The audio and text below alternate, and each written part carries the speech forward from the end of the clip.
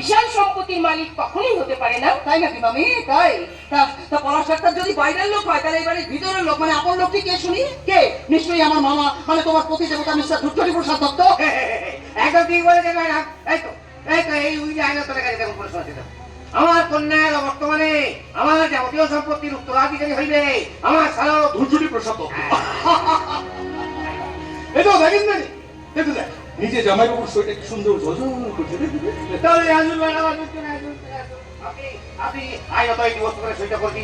আমি অ্যাডভোকেট ভক্তিভূষণ ভঞ্জ আপনার উকিলের শীঘ্রই পড়া ডাক্তারের কাছে বিবাহ বিচ্ছেদের এই পেপার নিয়ে পৌঁছে যাবো, তখন তাকে দিয়েও আইনত সইটা করিয়ে নেবো। ব্যাস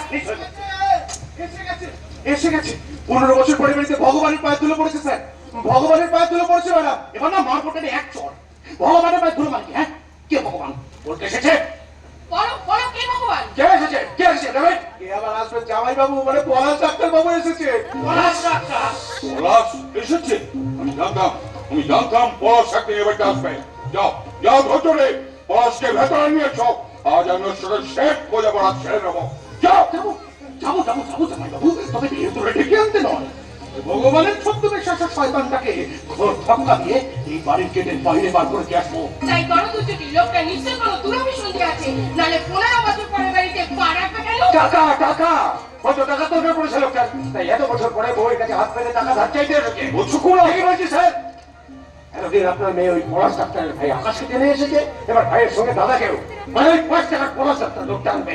বলো জানিস কি হলো, তুমি এখন এখানে দাঁড়িয়ে আছো কেন? বাপটাকে বিদায় করে দাও, যাও। না না না না না না না না মামি, না তা হবে না। একটু আগে উকিল বাবু বলছিলেন যে ওই লোকটা এখনো আইনত আমার স্বামী, তাই তাকে এইভাবে বাড়ি থেকে অপমান করে বের তোমরা করে দিতে পারো না। তুমি তুমি তুমি তুমি তুমি যাও তো, তুমি যাও, একটা কাজ করো, তুমি পলাশ ডাক্তারকে ঘরের ভেতর ডেকে নিয়ে এসো। আর তোমরাও যাও, তোমরা না না না না আমি যেতে বলেছি যাও যাও যাও যাও যাও যাও যাও সবাই যাও। 15 বছর পর আমার আইনত বিয়ে করার স্বামী দেবতাটি হঠাৎ কেন এই বাড়িতে পদার্পণ করলো সেটা আমাকেই বুঝে নিতে দাও। আমাকে এই জন্য কি হলো, হাঁ করে দাঁড়িয়ে কি কথা দিচ্ছ ভাই? কানে লোকে কি বলেছি? যাও যাও যাও যাও পলাশ ডাক্তারকে ঘরের ভেতর ডেকে নিয়ে এসো। আমি এক্ষুনি যাচ্ছি ম্যাডাম, এক্ষুনি যাচ্ছি। জামাইবাবু দাঁড়ান, আমি আসছি, আপনি আরেকটু অপেক্ষা করুন।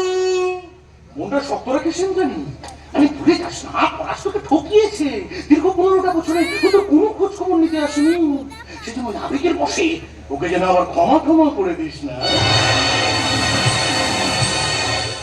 ঠিক কথাই বলছেন না, পলাশ তোর জীবন নিয়ে খেলা করেছে, খেলা। ওই ভগবানটার জন্য